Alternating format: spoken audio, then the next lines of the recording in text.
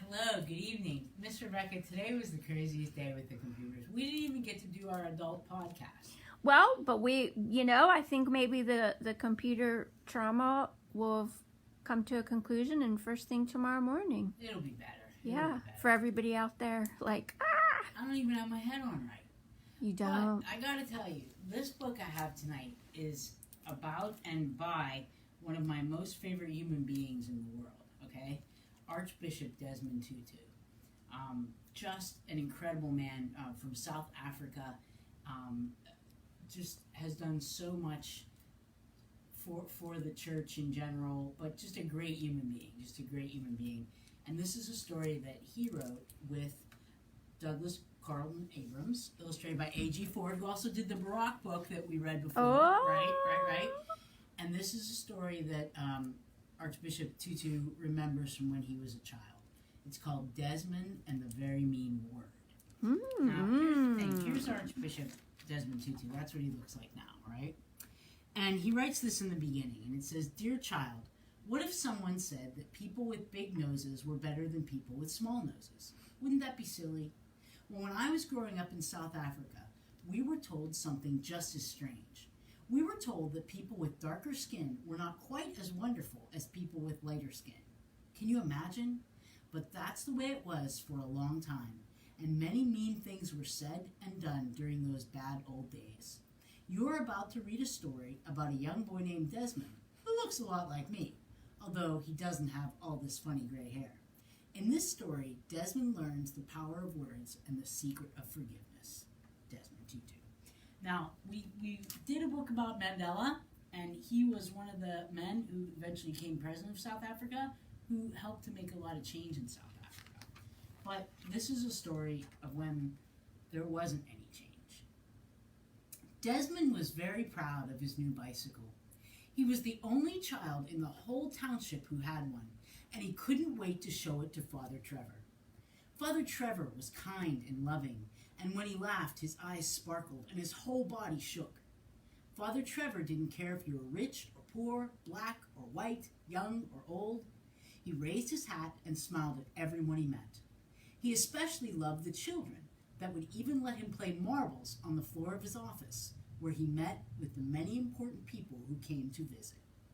As Desmond sped down the dirt road, he admired the bicycle's shiny black body and the white stripe on the rear fender. Oh, it was beautiful.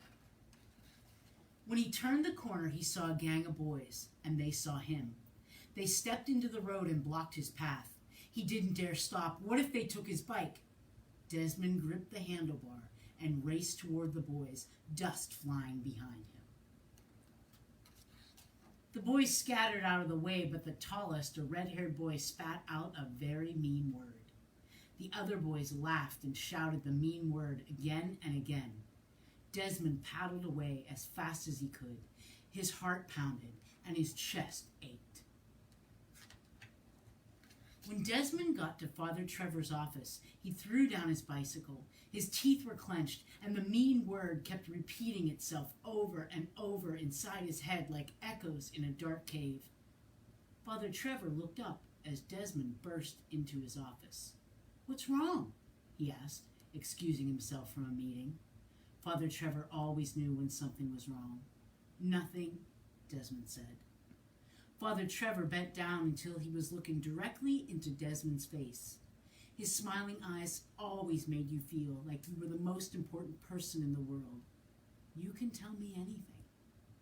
Desmond glanced down at his dusty bare feet and finally muttered, "Some boys, they shouted a very mean word at me." "I'm sorry that happened," Father Trevor said. "They hurt your feelings, didn't they?" Desmond's shoulders relaxed a little and he nodded. "Can you forgive them?" Father Trevor asked. "No, never," Desmond said, his fists balled at his sides. "I will get them back." Father Trevor sighed. "That's the problem, Desmond.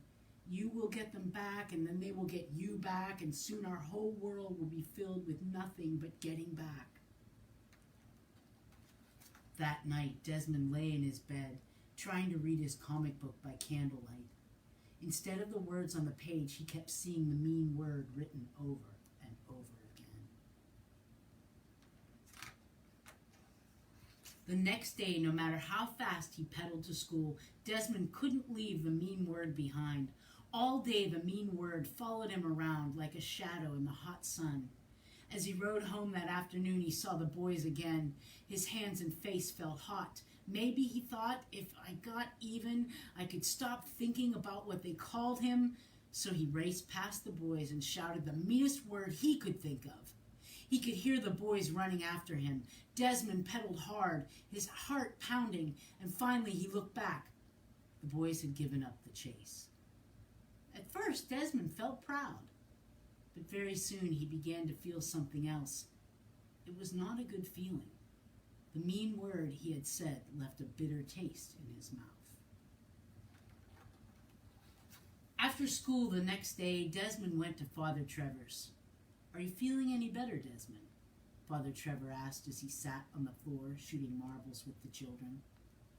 Desmond shook his head from side to side and frowned. "When people say mean words to us, we often feel ashamed of who we are," Father Trevor said. "They can make us feel a little less lovable, but it's not true." Lowering his face close to the floor, Father Trevor lined up a marble in the chalk circle. "Desmond, everything we do matters. If we smile or if we frown, if we say something nice or something mean." Father Trevor flicked the shooter with his thumb and hit the marble out of the circle. "When we hurt someone," Father Trevor said as he got up, "it hurts us too." That night, Father Trevor dropped in to see Desmond's parents. Desmond carried a pot of tea into the living room and then went outside. Usually he would try to listen to what the adults were saying, but tonight he just wanted to be alone. Sitting on the doorstep, Desmond looked up at the starry sky, an empty ache in his chest. He thought he could even see the mean word written on the face of the moon. "That's a nice bicycle you have," Father Trevor said as he sat down next to Desmond. The black paint gleamed in the moonlight.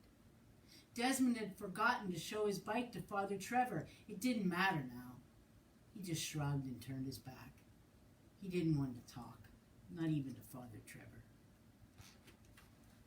"Are you still thinking about that mean word?" Father Trevor asked. Desmond slowly nodded. "Our hearts are fragile and easily hurt. This is why, when we are given a way to heal them, it's called forgiveness. How can I forgive them? They haven't said they're sorry." "You don't have to wait until someone says they're sorry to forgive them. You have the power to forgive whenever you're ready." "I'm not ready," Desmond said. "That's fine, Desmond. Only you will know when you are." Father Trevor got up to leave. Desmond felt a lump in his throat. And Father Trevor said very softly, "Let me tell you a secret, Desmond. When you forgive someone, you free yourself from what they have said or done.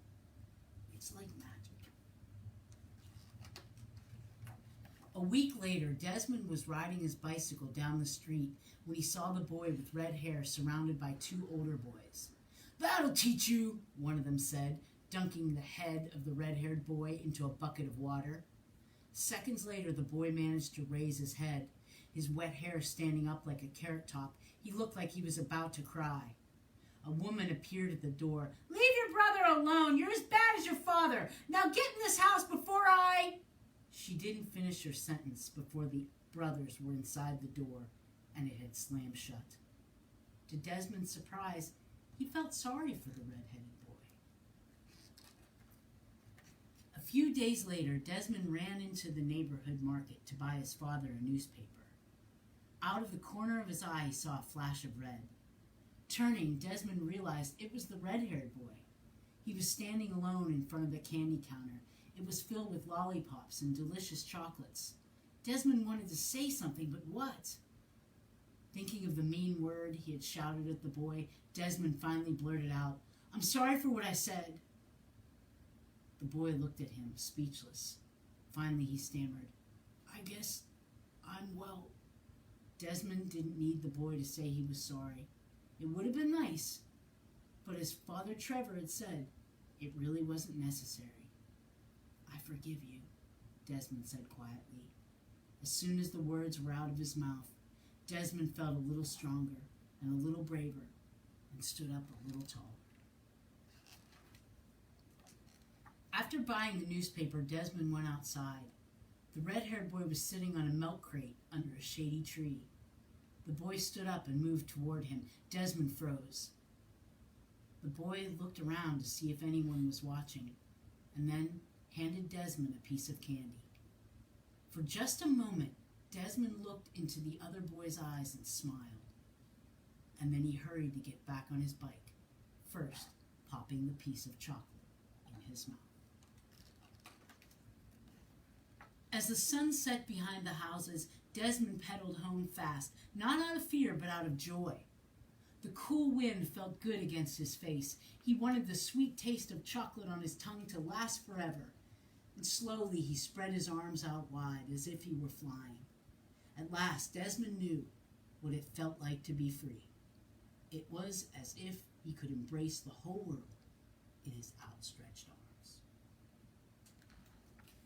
And that, my friends, is the story of little Desmond when he had dreams, and who knows what those dreams were at the time. But Father Trevor was a real person, and he inspired Desmond Tutu to become a priest as well.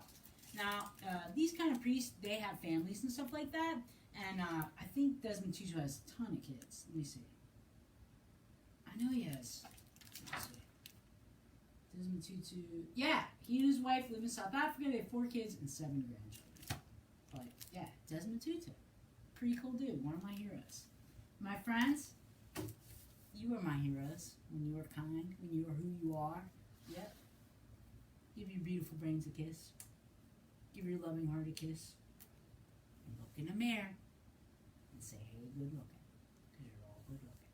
Just the way you are. Thanks, friends. Thank you. Bye.